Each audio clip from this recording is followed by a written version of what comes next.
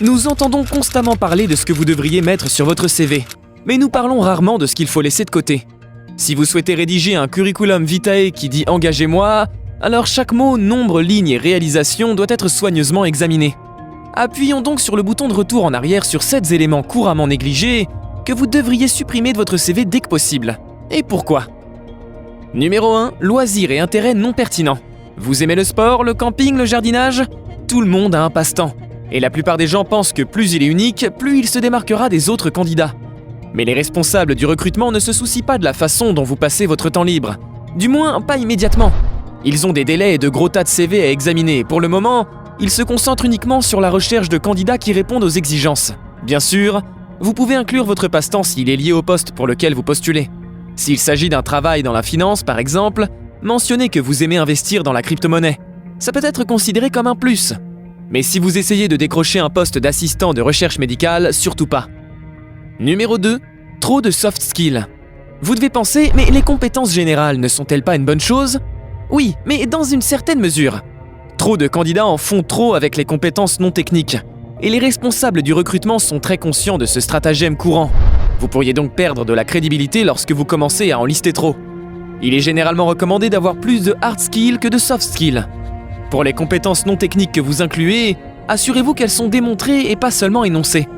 Au lieu de simplement dire que vous êtes doué pour le multitâche par exemple, il est préférable d'inclure quelque chose comme à diriger plusieurs projets du début à la fin, entraînant une augmentation de X% de X. Numéro 3. Votre portrait professionnel.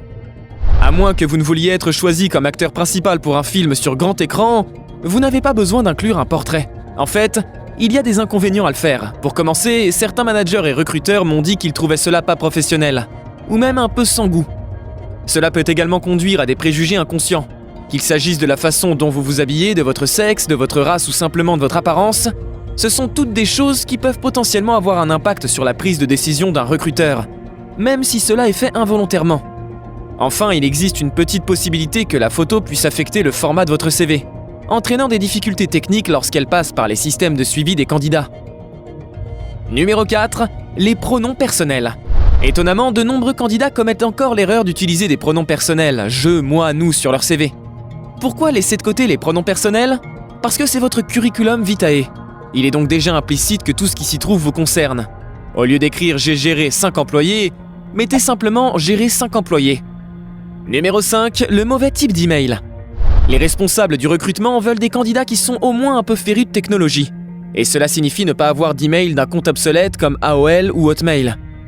En cas de doute, contentez-vous d'une adresse Gmail ou Outlook. Numéro 6. Votre adresse postale. Inclure votre adresse postale sur votre CV était une pratique courante.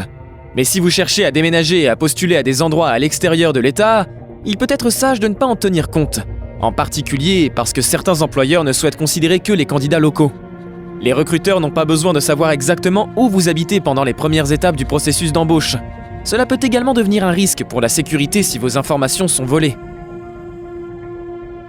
Numéro 7. Poste de travail de plus de 10 à 15 ans. À moins que vous ne soyez un diplômé récent ou un cadre supérieur avec des décennies d'expérience, vous ne devriez pas inclure plus de 4 ou 5 postes qui s'étendent sur 10 à 15 ans. Plus le boulot est ancien, à moins qu'il ne soit dans une grande entreprise bien connue ou qu'il soit étroitement lié au poste que vous recherchez, moins les responsables du recrutement s'en soucieront. Plutôt que de plonger dans une expérience de travail obsolète, utilisez ce précieux espace de CV pour étoffer les détails de vos emplois et réalisations les plus récentes.